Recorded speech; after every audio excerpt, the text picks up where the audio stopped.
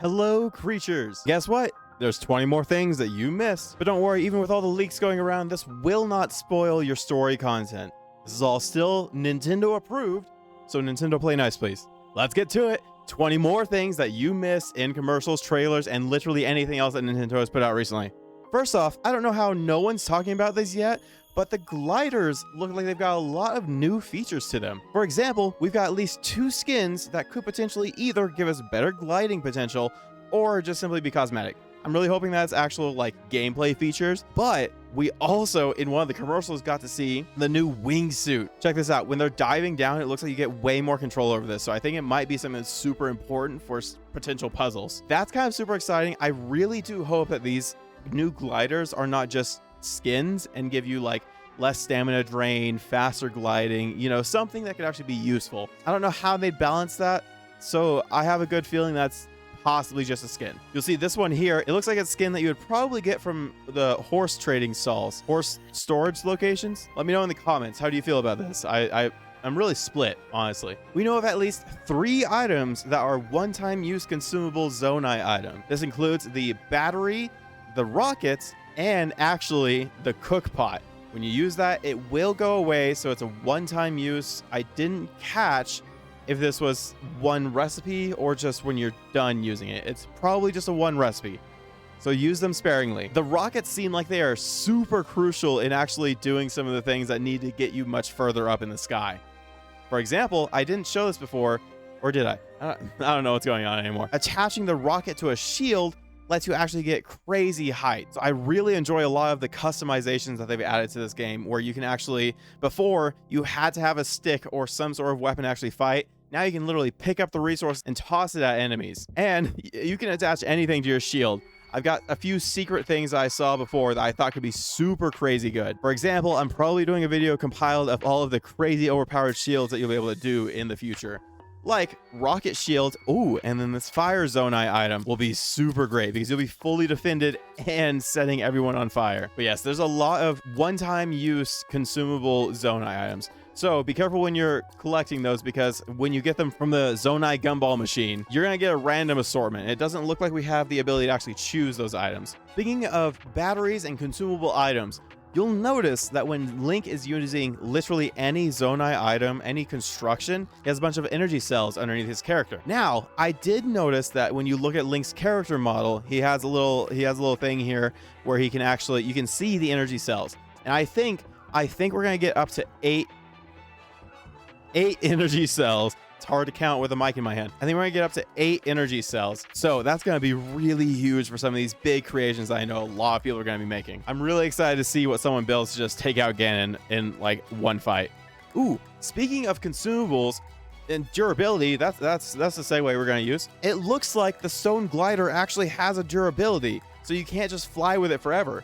Check this out. Hopefully I found the link. If you use the stone glider for too long, it will break and vanish. So on top of not really being able to use it to fly infinitely up and down, yeah, that's right. You can't actually go straight up with it. You're going to need a rocket or a ton of fans to actually get this to work. Plus, with those physics, we actually get to see that the stone glider by itself, if you just let it fly off, is going to act like a normal paper airplane. It's going to do this little swooshy thing. Hopefully I've got the video and I'm not just using my hand. But it's going to do the little swooshy thing and, eventually break. I'm really curious to see how this durability thing works and how we'll be able to get more stone gliders, because, well, who needs a motorcycle when you can just fly through all of Hyrule? Oh, right. On that one note that I made mention of about how the glider can't really get height even with a bunch of fans on it, it looks like you probably need to launch it from this specific launch pad. It looks like it's probably got some lower friction something going on. Whereas no one's tried to do this on the ground exactly. And if you do that, you do probably need either a rocket or to turn all of your fans downward. That might actually be enough to get you up in the air, but you're not going to have a lot of forward momentum. With that topic about certain items having only a one-use kind of durability, turns out you can actually store most Zonai items that you would be building with in Link's inventory. So you don't just have to use what you find throughout the world, like this wagon. You can actually drop everything that you would need. For the most part, you can drop everything that you would need down to create your new blueprint. Now you may be asking, how do you get most of these Zonai items? Well, Like I said, you can find them in the world, or you can use this gumball machine that I talked about earlier. See, you give it a bunch of zonai charges and it'll give you random assortments of zonai items, of which you can use to continue crafting. Now, zonai charges can be obtained by fighting many constructs. Something to note about the zonai charges, they are just like a yellow stamina bar refresh where you can eat it. You eat the metal construct energy item and it refreshes your battery, so that way now you'll get either a portion of your energy back or all of it back like we used to with stamina meals. This isn't exactly related to anything else I was talking about before, but we have new towers.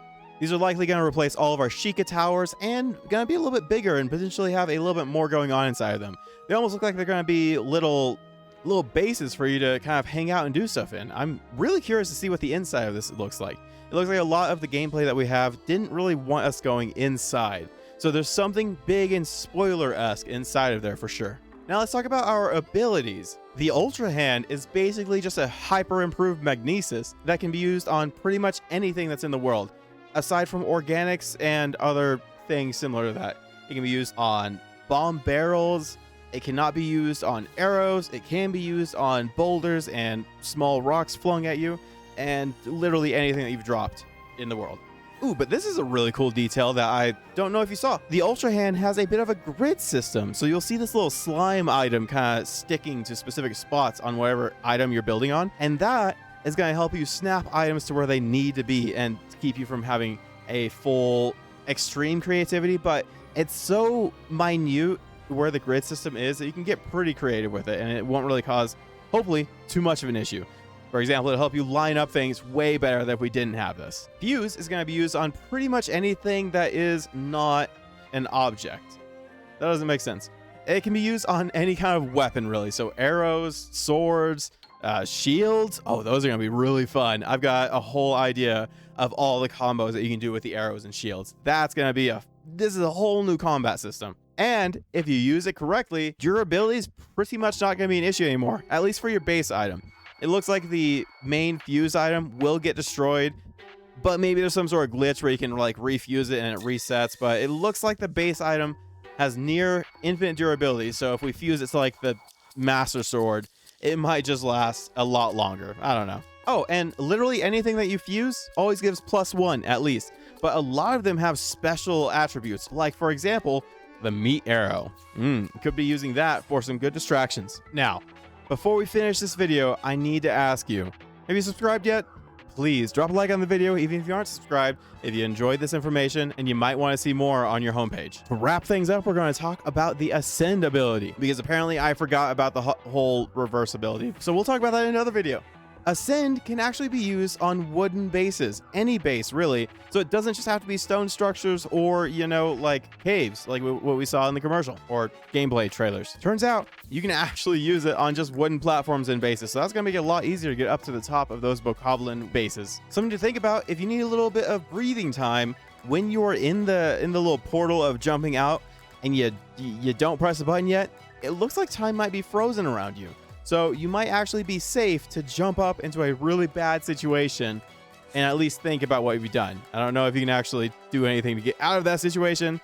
You might just be able to see your life flash before your eyes. Drink your water, go make your day wonderful, and I hope to see all of you creatures in the next one. Bye-bye! I'd love to give a shout out to all of our members. I'm Afrailian, Cosmic Joker, Pasta Luke, Eric Tandler, Lady 9F1. Thank you everyone for joining the channel. Your support is immensely appreciated and helps me come that much closer to becoming a full-time YouTuber, so thank you.